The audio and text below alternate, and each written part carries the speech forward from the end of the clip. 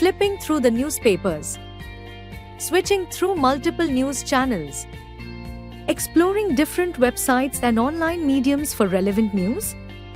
Keeping up to date with important news is not only time-consuming but also requires meticulous upkeep of notes for thorough revision. With a limited period in hand and abundant resources to study from, do not let current affairs come in the way of your prelims success. Join the PT 365 program by Vision IAS and advance in your preparation for current affairs. Starting on 9th January at 5 p.m., this 20-day course offers comprehensive coverage of 1 year of current affairs in 60 hours. Join for improved knowledge with complete coverage of The Hindu, Indian Express, PIB, Economic Times, Yojana, Economic Survey, etc. Doubt-clearing sessions and mentoring for thorough knowledge. Access to Sandhan personalized test with 25,000 plus questions. Access to live and online classes for flexibility in timing. It's time to devote your energy to smart learning and not running. Enroll today and excel in UPSC prelims with a strong command of current affairs. Hello and welcome to this edition of News Today. Without delay, let's have a look at the headlines first. International Big Cat Alliance officially comes into force. Union Finance Minister announced a National Manufacturing Mission during the Union Budget 2025-26 presentation. Union Budget increased allocation for PM Surya Ghar Muft Bijli Yojana by 80% to 20,000 crore rupees. Union Budget proposes rationalization of customs tariff structure. Government announces to set up nuclear energy mission in Union Budget.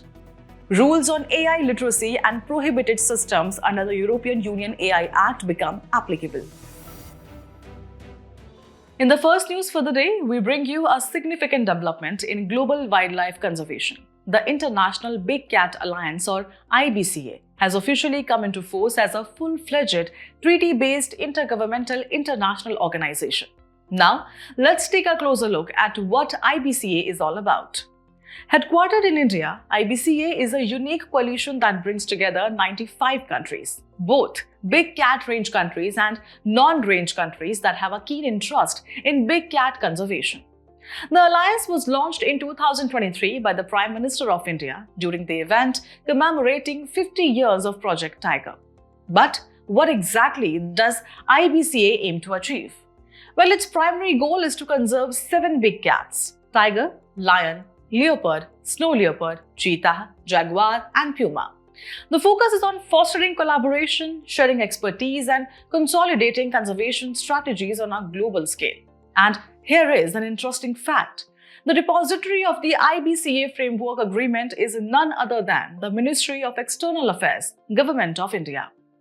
Speaking of global participation, several nations have already taken a step forward. Nicaragua, Eswatini, India, Somalia, and Liberia have signed the framework agreement, officially becoming members of IBCA. Now, let's shift our attention to the conservation status of these magnificent creatures.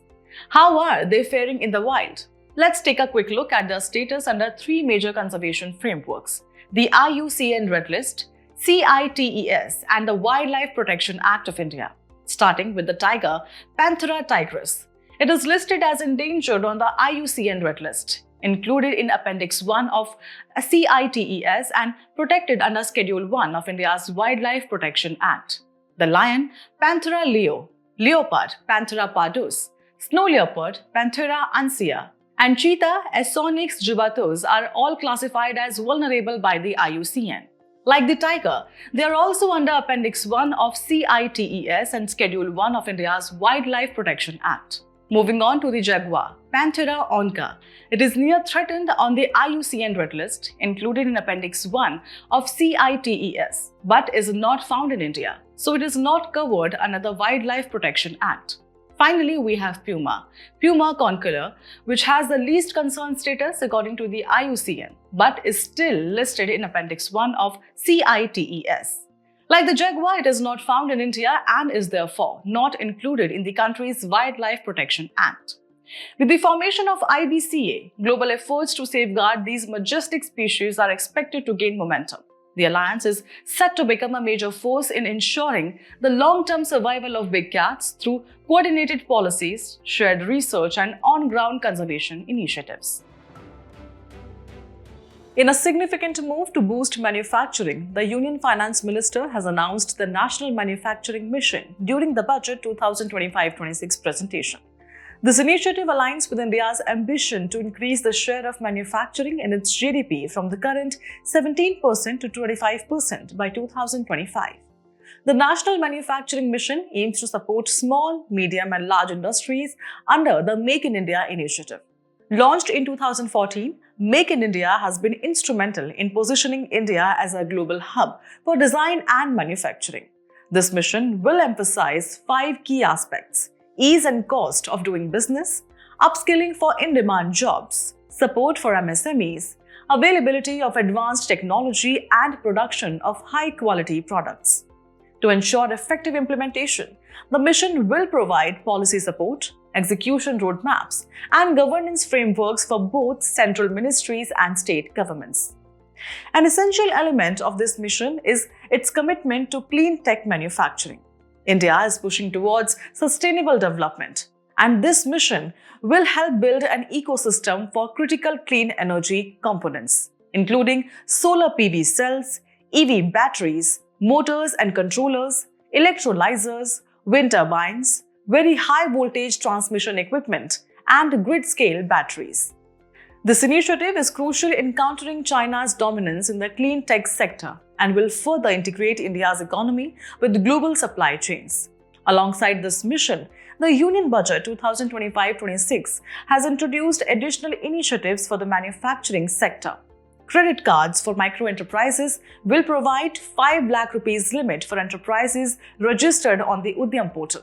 The Focus Product Scheme for footwear and leather sectors is expected to employ 22 lakh people and generate a turnover of 4 lakh crore rupees. Measures for the toys sector will focus on creating a dedicated ecosystem to represent the Made in India brand. Support for food processing includes the establishment of a National Institute of Food Technology, Entrepreneurship and Management in Bihar. With such transformative policies, India is set to emerge as a leader in both renewable energy and advanced manufacturing. Now we bring you a major update from the Union Budget 2025. An 80% increase in the allocation for the PM Surya Ghar Muft Bijli Yojana, taking it to 20,000 crore rupees. This initiative, launched in 2024, is the world's largest domestic rooftop solar project and is set to revolutionize India's energy landscape. Now, let's take a closer look at this ambitious scheme. The PM Surya Ghar Muft Bijli Yojana comes under the Ministry of New and Renewable Energy. With a total outlay of 75,021 crore rupees, it is set to be implemented until FY 2026-27. The primary objective is to install rooftop solar systems and provide free electricity up to 300 units per month to 1 crore households. The scheme also introduces innovative components like the Model Solar Village, which aims to establish at least one such village in every district of India. Additionally, it offers a subsidy of up to 40% to households based on their average monthly electricity consumption and the corresponding suitable rooftop solar plant capacity. Here's a quick breakdown. For those consuming between 0 to 150 units, a suitable rooftop solar plant capacity is 1 to 2 kilowatt with a subsidy of Rs 30,000 to 60,000. If the consumption falls between 150 to 300 units, a 2 to 3 kilowatt system is recommended with a subsidy of Rs 60,000 to 78,000. Households consuming more than 300 units will need a system above 3 kilowatt and can avail a subsidy of Rs 78,000. Moving on to financial support, the scheme ensures that households can access collateral-free loans at low interest rates, around 7% for RTS systems up to 3 kilowatt. Now let's talk about the benefits. This initiative is expected to save the government a staggering 75,000 crore rupees annually in electricity costs. Additionally, it will significantly cut down energy expenses for households while boosting India's renewable energy sector and reducing the country's carbon footprint. With such a massive push towards clean energy, the PM Surya Ghar Muft Bijli Yojana is indeed a game changer for India's energy future.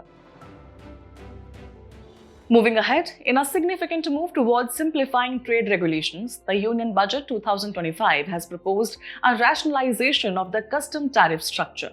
So, what are the key changes? Let's break it down. To begin with, the government has reduced the total number of customs tariff rates from 15 to just 8, including the zero rates. Another major change: there will be no more than one cess or surcharge applied on tariffs. As a result, the social welfare surcharge has been exempted on 82 tariff lines that are already subjected to a cess. Additionally, an appropriate cess will be applied in a way that broadly maintains the effective duty incidence, except for a few select items. Now, why does this matter? At a time when global trade wars are impacting economies, India is strategically balancing its approach, protecting domestic industries while ensuring smooth imports. It's important to note that trade wars are not new. Recently, US President imposed sweeping tariffs on Canada, Mexico, and China. This led to retaliatory measures, escalating tensions and disrupting trade flows. India has often been accused by the US of being a high tariff country that hurts American firms. With these reforms, India is taking steps to reshape this perception and create a more business-friendly image on the global stage. Now, let's quickly define what a trade war is. Simply put, trade wars are economic conflicts where countries impose tariffs or trade barriers against each other. This can disrupt global supply chains, increase costs, and slow economic growth. Trade wars involve several key tools that nations use to gain an economic advantage. Let's take a look at them. First, we have tariffs. Taxes imposed on imported goods to increase their prices, making domestic products more competitive. Next, non-tariff barriers. These are obstacles to trade that do not involve taxes. Then, we have import quotas, limits placed on the amount of goods that can be imported. And finally, currency manipulation. Deliberate actions taken by governments to affect currency values and gain a trade advantage. So, how is India protecting itself from the impact of these trade wars?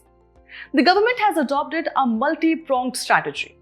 First, by strengthening domestic manufacturing through initiatives like the Production Linked Incentive or PLI scheme and the Make in India program. These measures boost local industries and reduce dependence on imports. Second, India is diversifying its trade partners. Recent trade agreements with the UAE, Australia, and the European Union are helping to reduce reliance on a single market. And finally, India is actively reducing its dependence on China through the China Plus One strategy and promoting the internationalization of the rupee to create a more resilient economy.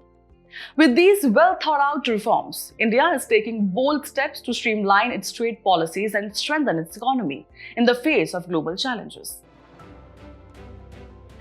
In a major step towards energy self-reliance, the government has announced the launch of the Nuclear Energy Mission in the Union Budget 2025-26. This mission aligns with the broader objectives of Viksit Bharat, ensuring energy reliability and reducing dependence on fossil fuels. Let's break down what this means for India's energy future. So, what are the key highlights of this mission? First, the government has set an ambitious target, 100 gigawatt or GW of nuclear power capacity by 2047. To put this into perspective, our current nuclear capacity stands at just about 8 GW. Another significant focus is small modular reactors or SMRs. The government has allocated 20,000 crore rupees for research and development in this field, with a goal to operationalize 5 SMRs by 2033. But how will the government achieve this? One major step is boosting private participation in the nuclear sector. To facilitate this, amendments will be made to two key legislations: the Atomic Energy Act of 1962, which regulates the development and use of atomic energy and provides the basic regulatory framework; the Civil Liability for Nuclear Damage Act of 2010, which ensures prompt compensation for victims of nuclear incidents by holding the operator responsible. Now, let's talk about what is happening on the ground. The government has already initiated several steps to enhance India's nuclear capacity. This includes the construction and commissioning of 10 new reactors across Gujarat, Rajasthan, Tamil Nadu, Haryana, Karnataka, and Madhya Pradesh, adding another 8 gigawatt to our power grid. Additionally, India is making significant strides in indigenous nuclear technology. The Rajasthan Atomic Power Project's Unit 7, one of the country's largest indigenous reactors, achieved criticality in 2024, a major milestone in our nuclear journey. Speaking of indigenous efforts, let's talk about Bharat Small Reactors or BSRs. The government is actively expanding its nuclear energy sector by developing BSRs and collaborating with the private sector to enhance production and deployment. BSRs are 220 megawatt pressurized heavy water reactors or PHWRs, known for their proven safety and performance. Now, what makes small modular reactors so important? Well, SMRs are advanced nuclear reactors with a capacity of up to 300 megawatt per unit, roughly one-third of a traditional nuclear power reactor.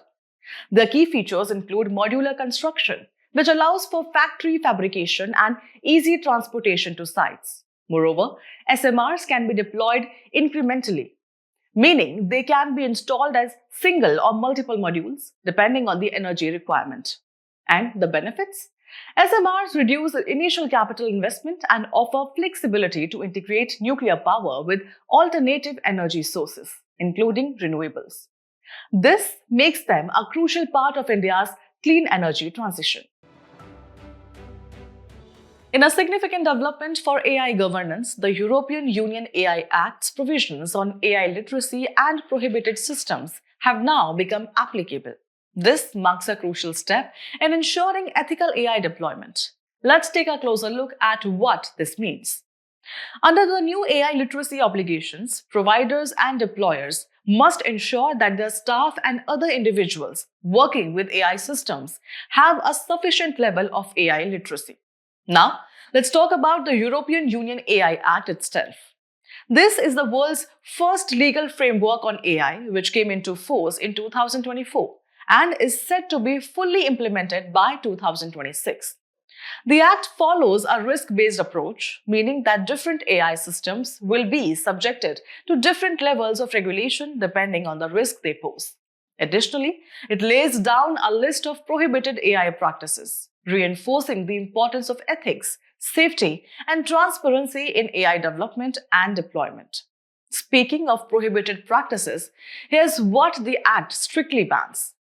Biometric categorization prohibits AI systems from determining personal attributes based on physical features. Emotion recognition is not allowed, preventing AI from detecting customer emotions during interactions. The use of facial databases is banned, restricting the scrapping of images for facial recognition.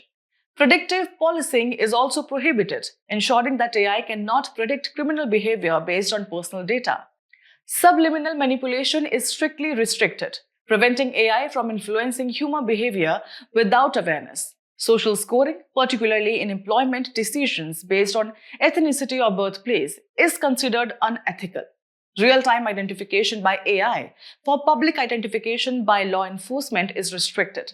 Lastly, AI must not exploit at-risk groups, emphasizing the importance of protecting vulnerable individuals from potential harm. So, what does this mean on a global scale?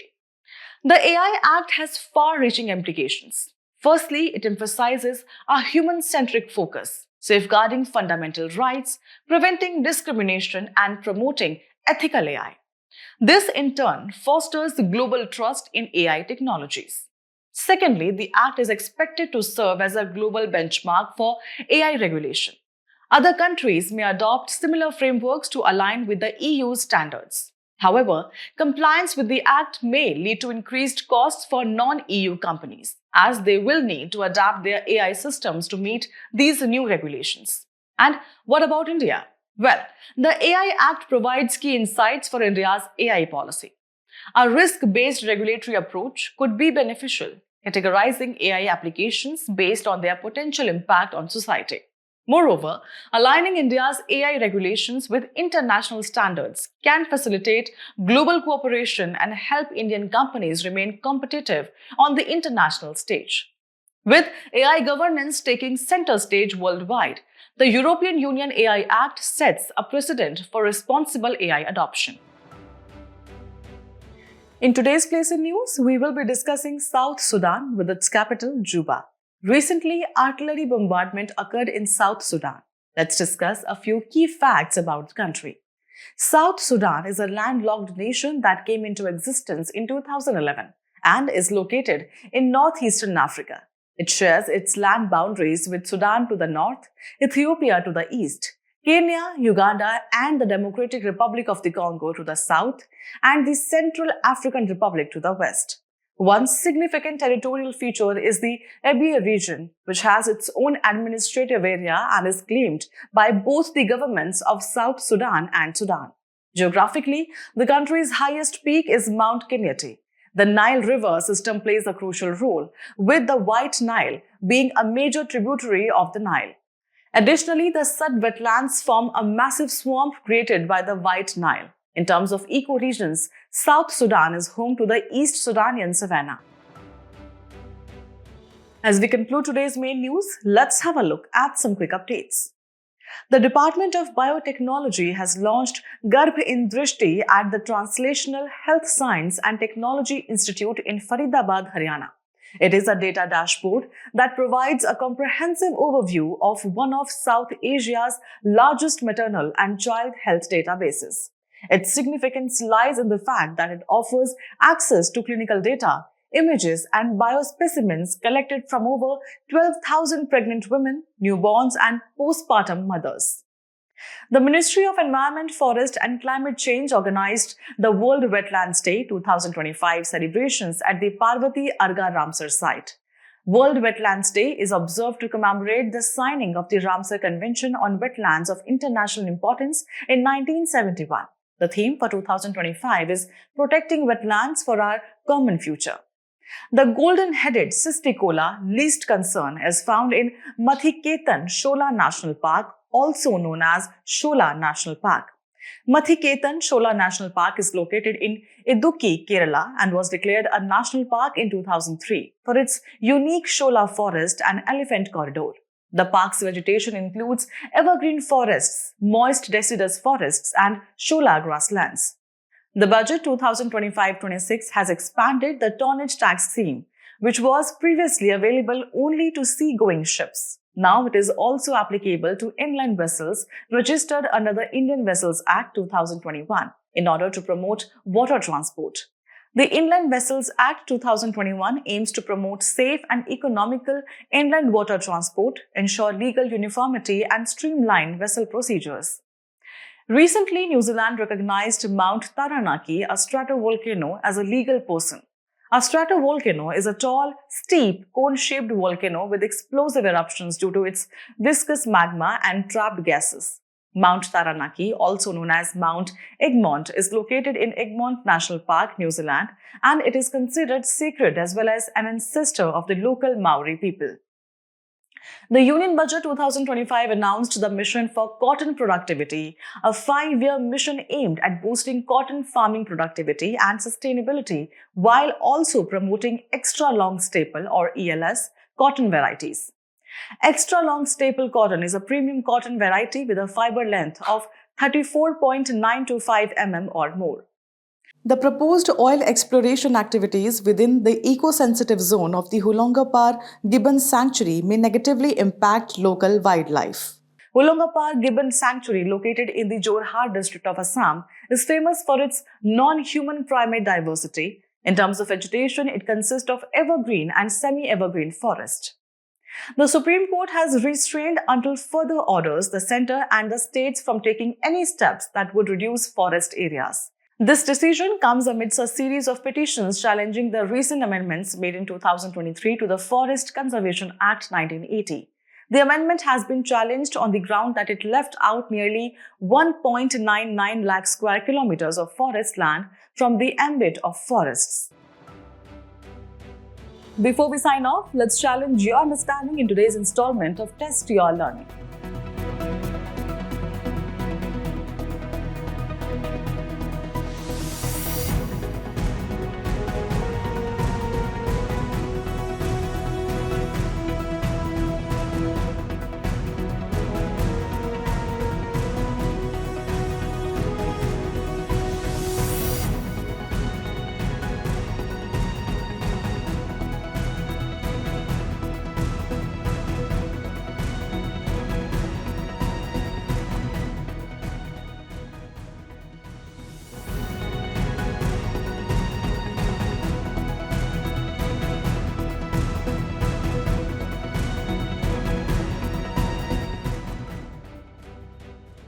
Thank you for joining us. We hope you found this episode of News Today engaging. For the solutions to the quiz and to access the PDF version of News Today, remember to visit the provided links in the description below.